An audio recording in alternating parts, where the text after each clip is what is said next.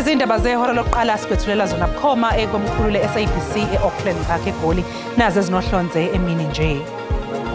It is our intention that from now until the 13th of December present themselves so that we can regularize them, and then there's things around the temper fine.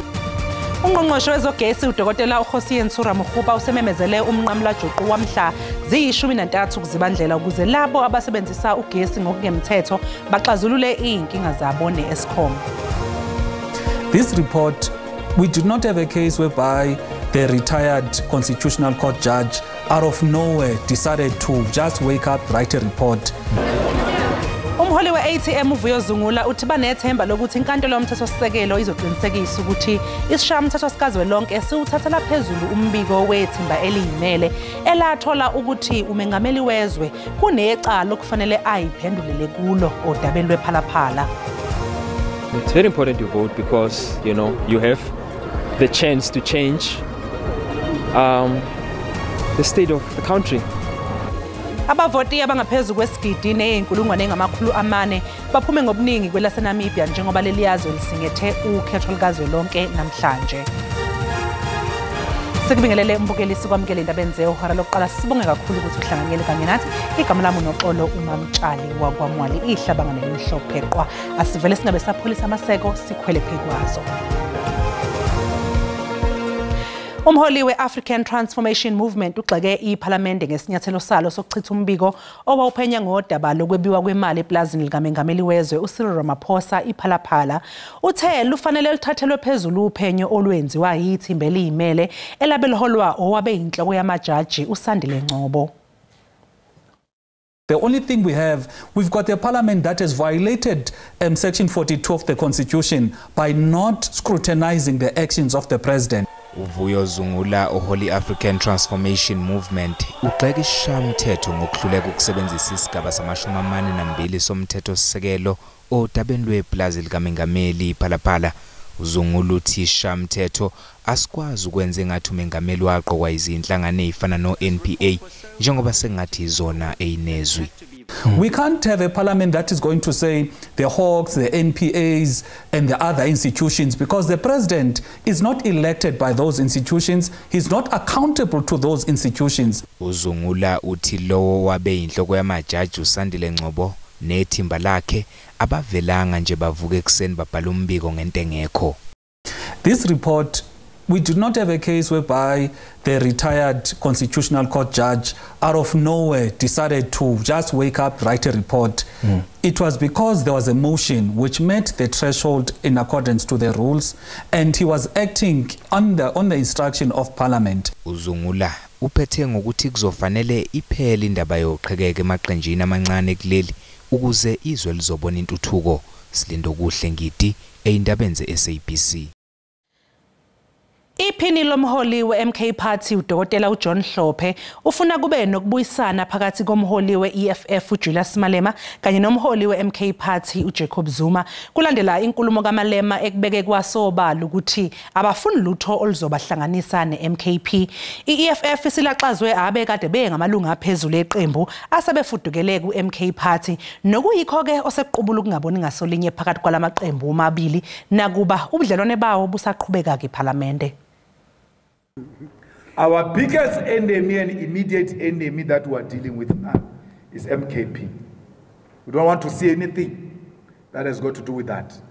Lamazwi kaMalema aselethe ungabazane kubalandeli ngekusasa lobudlelwane bokubambisana kwe-EFF ne-MK Party ePhalamende lokuthi kungabe sefinyelele kwangqingetshe yini. I-MK Party ePhalamende ithi alukho uqhekeko olukhona ngokubambisana kwayo namaqembu afana ne-EFF ohlangothini lwamaqembu aphikisayo. I can understand where Comrade Julius is coming from.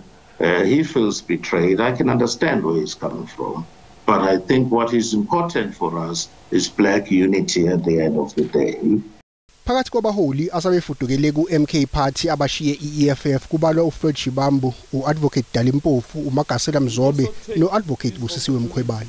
uHlophe ukholelwa ukuthi ubuholi bamaqembu omabili busengakwazi ukuhlala phansi bubonisane ukugwema uqhekeko. It is unfortunate that there is this tension at the moment between CIC Malema and President Zuma. But I hope we will be able to bury the differences and be in a position to work together. uHlophe ubalule nephuzu lokuthi labo abanomcabango ngokuthi iMK Party ayikho ngaphandle kaZuma kuzofanele bacabange kabusha. The MK Party will survive, there is no doubt, even way beyond President Zuma. That I must make it clear, I have made it clear before. uMalema useyalele ithemba labameli beqembu ngokuthi bafaka amaphepha azogunyaza ukudliwa komuzi kaZuma usenkandla ngenxa yokwehluleka kwakhe ukukhokha imali yamacala ehlulwe kuwo ezinkantolo. Ungqongqoshe wezogesi nezamandla uDokotela uGosiyensu Ramokgopa uthi labo abebesebenzisa ugesi ngokungemthetho banesikhathi kuze kube umhlazi 13 kwezokwethwasa ukuthi balungise amacala abo neEskom. Lokhu kulandela ukuthi iEskom iphothule inhlelo zawo zokuhlela kabusha izigubhu zogesi ngempela sonto. Kusukela ngesonto eledlule izakhamuzi zakuleli ziloku zithuthuleke njalo ezikhongweni zeEskom ngenjongo yokubhalisa kabusha izigubhu zogesi. Ungqongqoshe wezogesi uDokotela Gosiyensu Ramokgopa udalule ukuthi iningi labantu abangakwazanga ukuhlangabezana nomnqamla juqu yilabo abaxhume ugesi ngokungemthetho kanti manje kuzomela bakhokhe inhlawulo eyizinkulungwane eziyisithupha zamarandi. It is our intention that from now until the 13th of December present themselves so that we can regularize them, and then there's things around the temper fines, essentially an admission of guilt that look, I've not been consuming legally, and we do accept that it's an onerous obligation of about 6,000 rands, and then that gets to be split over a period of 12 months, and people pay, the customer pays 500 rands per month. Ungqongqoshe uRamokgopa uthi uma abantu begcina ngokungayilungisa inkinga yezigubhu iEskom izolahlekelwa imali elinganiselwa ezigidini ezimbili zamarandi njalo ngenyanga. So now that the number is gone to 1.7 million people, if they don't get to present themselves, Eskom will be losing about 2 billion rands per month, and that number will go of course to 24 billion rands per annum. uRamokgopa wengeze ngokuthi lokhu kuzoba nomthelela ongemuhle kusebenzeni kweEskom kanye nemali yomasipala kanti ukubhaliswa kabusha kwezigubhu zogesi sekuzovalwa mhla ziyi-13 kwezokwethwasa. Sisekuloke udaba lwenkulumo kaNgqongqoshe wezogesi uDokotela uGosiyensu Ramokgopa. Mbukeli ake sixhumaneke bukhoma njengamanje nentatheli yeSABC uCalvin Dludla oseSoweto. Cabisa asikwamukele indabeni usekhulumile kuNgqongqoshe mayelana nomnqamla juqu wokuthi izakhamuzi ixazulula inkinga zazo neEskom. Engabe umlayezo wakhe usufinyelelile na kulezo zakhamuzi eyishaya ujenga lapho? Asibingelele kuwena Xolo, sibingelele nombukeli weindaba zeSABC esekhaya njengoba silana nje eDiepkloof like lathi ukwehlisa ke amathembukane la seliyaqinisa ke izulu kanti manje selingcono njengoba simelana nje siyanetha kodwa ke nabo abantu bakhona ke la bayanetha kodwa ke bayasho ukuthi ke abayimisele ngokuthi bagudluke la kulayini bangamane banethe abazokwenza kodwa ukugcineni ukuthi kumele baze bafike la. Ungqongqoshe wezogesi ke uDokotela uGosiyensu Ramokgopa uthi ke kulungile njengoba bekhala ngokuthi umnqamla kuseduze uzobanikeza inyanga ezayo ukuzibandlela ukuthi ke baxazulule le inkinga. Umnqamla juqu usoyophela ngomhla zinga-30 nomuvo kuyena uzibandela okusuku lokugcina onyakeni kanti ke ake ngethule ubaba naye ola ozela ukuzolungisa inkinga zakhe. Baba ngiyabona ukuthi ke nawe manje usuyaqala ukuba manzi. uEskom uthi ke ningezi la usuku nosuku ngoba manje useninika umnqamla juqu wakuphela konyanga ezayo uDisemba bese nizwile ngalokho. Ya sizwile kodwa iEskom asitheme ngoba phela kusasa ikhuluma lokho phela kusasa ikhuluma lokho and then thina phela siavoida lento lokubhadala phela lama 12,000. Oh manje unizwe nini ukuthi kumele nivele la ifasteleni nixoxe noEskom? Mina ngisengina 4 weeks phela ngiza la.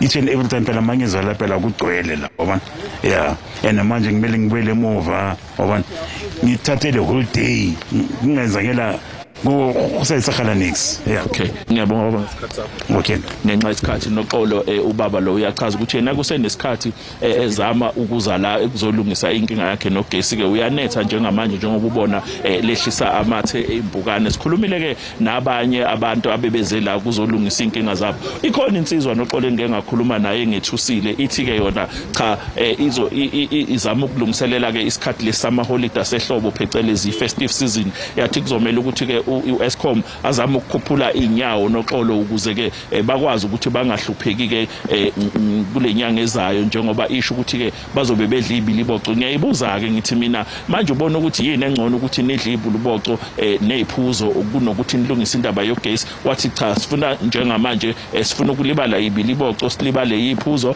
Indaba kaEskom soyibona kumaqala unyaka ozayo 2025 noxolo izulu liyana angithathe intambo ngiyibuyisele kuwe eGoli.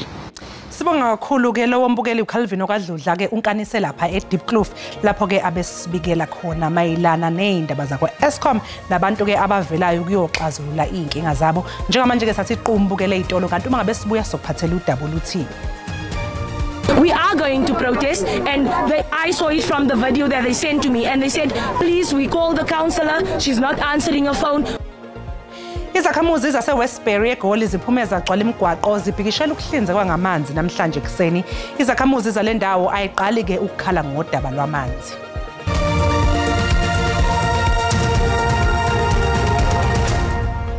Siphinde sikubingelele mbukeli sikwamukele mangabe usanda kungena odabeni oluphambili besibike ukuthi Ungqongqoshe wezogesi uDokotela uGosiyen Suramkhupa usememezele umnqamlajuqu wamhlazi 13 kuzibandlela ukuze lapha abasebenzisa ugesi ngokungemthetho baxazulula inkinga zabo neEskom. Khumbula ke mbukeli ukuthi lezi zindaba zikhona ku-YouTube kanjalo no-SABC Plus. Ngena kuzo uyicinge ngamagama athi SABC izindaba. Izakhamuzi zaseNamibia zithi zinethemba lokuthi uhulumeni omusha uzobeka eqhulwini izinselele ezibhekene nazo phakathi kwazo kubalwa ukungabibikho kwemisebenzi kanti ukuvota kuqale kahle ke eVenduk nokuyilapho abokuqala ababili bekwazile ukuvota ezikhungweni ezahlukene.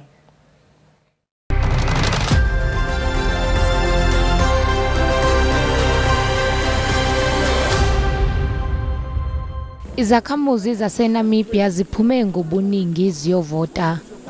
It's very important to vote because, you know, you have the chance to change the state of the country.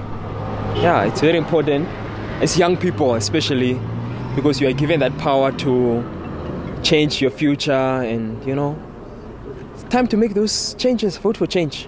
It's my citizen right.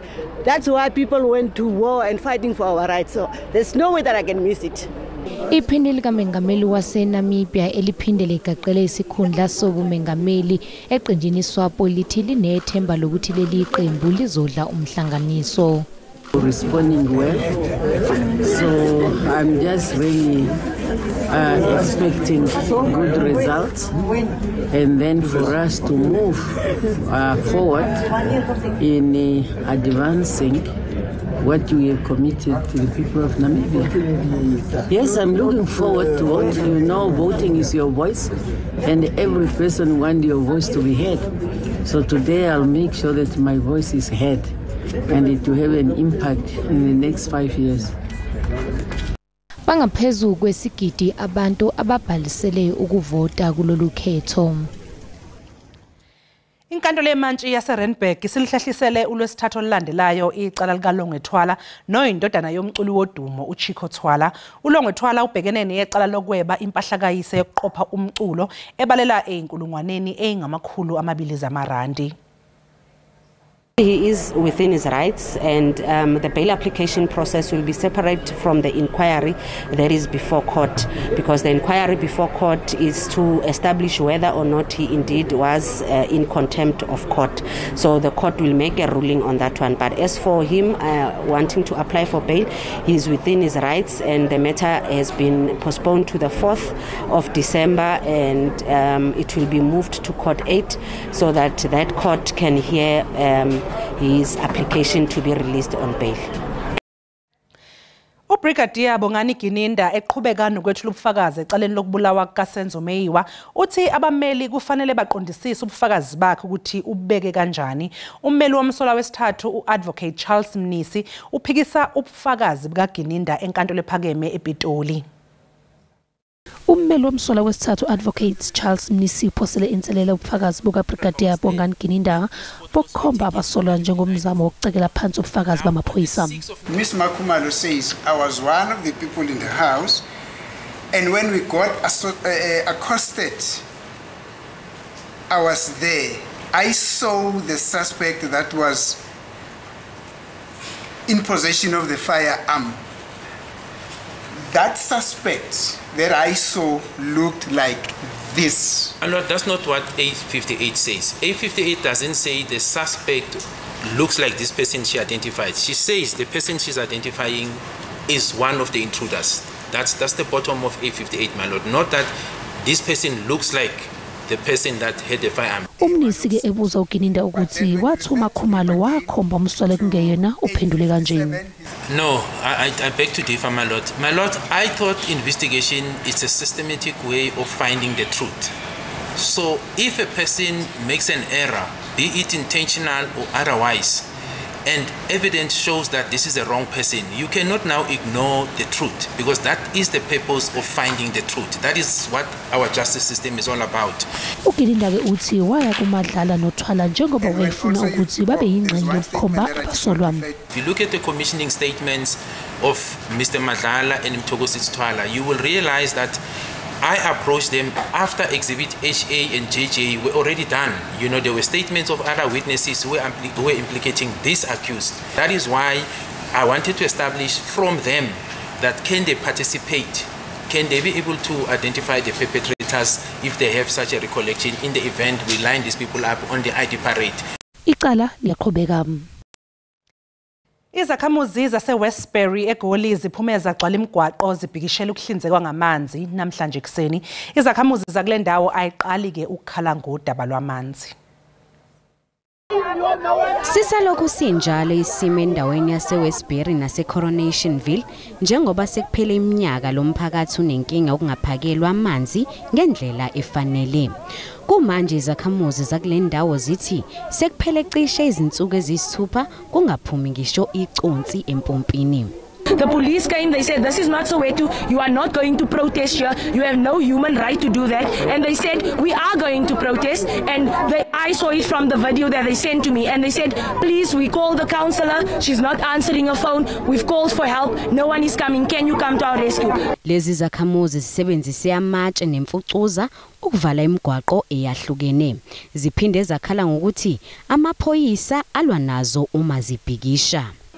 We have so many elderly, sick people in Coronationville that we have to actually come and stand here and come and protest on behalf of them, because they can't be carrying buckets of water at the water tanks. Ezinye zezakhamuzi zinxuse ukuba kungenelele iJoburg Water kanye nohulumeni njengoba abantu abadala kuphoqa ukuthi bakhe amanzi ngamabhakede endaweni ekude namakhaya abo. Ezindabeni ze-SABC ngingunondomiso Manyoni. Umkhuzi wamaphoyisa kwaZulu-Natal uLieutenant General Nhlanhla Mkhwanazi uthi kusalindeleke ukuthi kuboshwa abanye abantu ecaleni lobulawa kaKenan aka Forbes kanye nomngani wakhe uTibelo Tips Motswane. Amaphoyisa kwaZulu-Natal athi izinhlelo zokulwa nobugebengu eMlazi naseNanda kumasipala weTheku zenza umehluko omkhulu. Kwizibalo zamaphoyisa zobugebengu ezikhishwe ngomsombuluko zikhombisa ukuthi lamalokisho omabili anesibalo esiphezulu zezigameko zokudlwengula. INanda noMlazi iteshi ezisahlupha kakhulukazi ukudlwengulwa abantu besimame zihamba phezulu iSouth Africa iyonkana. Kodwa siyajabula ngoba uphiwa amaphoyisa lo lesilibiza ngeFamily Violence Child Protection and Sexual Offences Unit FCS abaphenyi laba abasebenza la kwi-FCS bayaqhubeka beqinisa umthetho bebopha izigilamkhuba kuloko. Umkhwanazi uthi sekunenqubekela phambili kuphenyo oluqhubekayo mayelana nokubulawa kukaForbes noMotswane. Ngeke mawukuthi khona ovelayo sibaheke ukubabopha laba bazobe beqhamuka ukuthi nabo badlala ingcenye kulento eyenzeka. Amaphoyisa athi bangaphezulu kuka-42,000 abantu asebeboshiwe ngamacala ahlukene esifundazweni kusukela ngo-August. NginguNonhlakanipho Magwaza ezindabeni ze-SABC eThekwini. Ezinye izakhamuzi eDiepkloof eSoweto zithi kufanele ngabe kade ikhulu kahulumeni zaqala uhlelo lokuhlola iphaza. Zimbili ingane eseyidlule emhlabeni eDiepkloof emva kokuthi ke zidle ama-snacks ezawathenge iphaza zakuyo leya ndawo. Uhlelo lwekhulu lokuhlola iphaza luthola ukudla osekuphelelwe isikhathi nokungavezi ukuthi isikhathi sakho sokuba sesimweni siphela nini. Ezinye zazo lezi iphaza zinokudla okusondelaniswe nezinto ezibandakanye zokugeza. Zakhamuzi zithi lezi indlela zokuhlola kufanele zibe nemphumela. I think maybe our president will see that this is happening, these things is serious, because now in our block some kids are dead. Ezinye itole beyivuliwe zivele zavalwa ngaphambi kokuba ihlolwe nokuyinto eshiye ikhulu igane unwabu. Joining resources, it will definitely take us forward. You have seen some of them, they are very intelligent now. They know when we are there, they close. So they are closing times now, because one of the mamas in the area was telling us that in the morning they were opening. Senjalo inkampani ebekwe amabala ngama-snacks ayo kulandela ukudlula emhlabeni kwengane neminyaka emihlanu ubudala eDiepkloof ithathe isinqumo sokuthi ke ihoxisa ama-snacks wayo ekuthengisweni njengoba kusaqhubeka uphenyo. As a company, we've taken a decision that to recall all of the caramel blast, and then we are busy with doing sampling, we're doing tests. So at the moment we have recalled all the caramel blast, and then we're waiting for results. Iphathimandla zigcizelela ukuthi inhlelo zokuhlola azenziwe nakwezinye indawo. Mbukeli umhlahlo wesimo sezulu uzolandela ke emva kwekhefu sathi nje ke qhu eyitolo siyabuya emva komzuzwana.